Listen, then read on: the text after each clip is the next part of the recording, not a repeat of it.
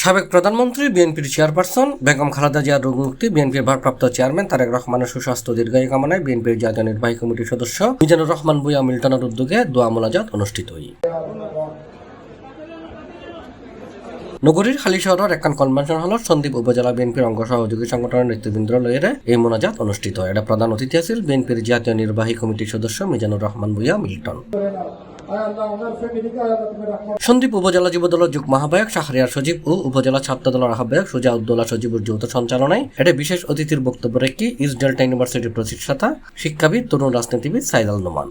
এছাড়া আরো বক্তব্য রেখে চট্টগ্রাম উপজেলা বিএনপির যুগ্ম আহ্বায়ক ইঞ্জিনিয়ার বেলায়েত হোসেন, সন্দ্বীপ উপজেলা বিএনপির আহ্বায়ক অ্যাডভোকেট আবু তাহের, সন্দ্বীপ উপজেলা বিএনপি সদস্য সচিব আলমগীর হোসেন। শাহবাগ ছাত্রনেতা মিজানুর রহমানের পবিত্র কোরআন তেলাওয়াতের মাধ্যমে শুরু অন্য অনুষ্ঠানত উপস্থিত আছেন হালিশহর থানার বিএনপির সাবেক সভাপতি মোশাররফ হোসেন দীপ্তি, পাহাড়তলী থানা বিএনপির সাবেক সাধারণ সম্পাদক জসিমউদ্দিন জিয়া, সন্দ্বীপ পৌরসভা বিএনপির ভারপ্রাপ্ত আহ্বায়ক মোশাররফ হোসেন দিদার, সন্দ্বীপ উপজেলা বিএনপির যুগ্ম আহ্বায়ক জাহাঙ্গীর হোসেন, আব্দুল ওয়াহাব কবির, engineer Nasrul Kabir, Monir Talukdar, Kawsar Ahmed chairman, master Abul Kashem, Abu Sufian Pasha Sujan, M A Halim, Patenga থানা বিএনপি নেতা কাজী জিয়াউদ্দিন সোহেল, সন্দ্বীপ পৌরসভা বিএনপির যুগ্ম আহ্বায়ক মোহাম্মদ মাইনুদ্দিন সহ আরো বিএনপি এবং অঙ্গ সহযোগী সংগঠনের অসংখ্য নেতাকর্মী এই সময় বক্তব্য হই।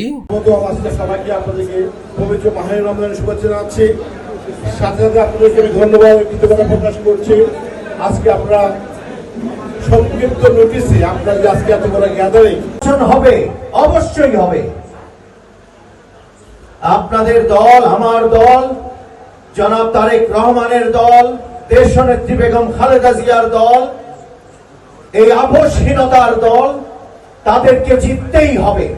বিরুদ্ধে ষড়যন্ত্র হচ্ছে, এই ষড়যন্ত্র মোকাবেলার জন্য সন্দ্বীপের সকল স্তরের নেতা কর্মীকে আমি ঐক্যবদ্ধ হওয়ার আহ্বান জানাচ্ছি।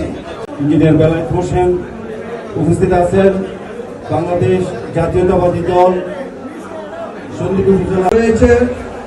ঠিক সেই মুহূর্তে বাংলাদেশের রাষ্ট্রীয় কাঠামোকে সংস্কার সি প্লাস টিভি, চট্টগ্রাম। সুস্থতা কামনায় আজকে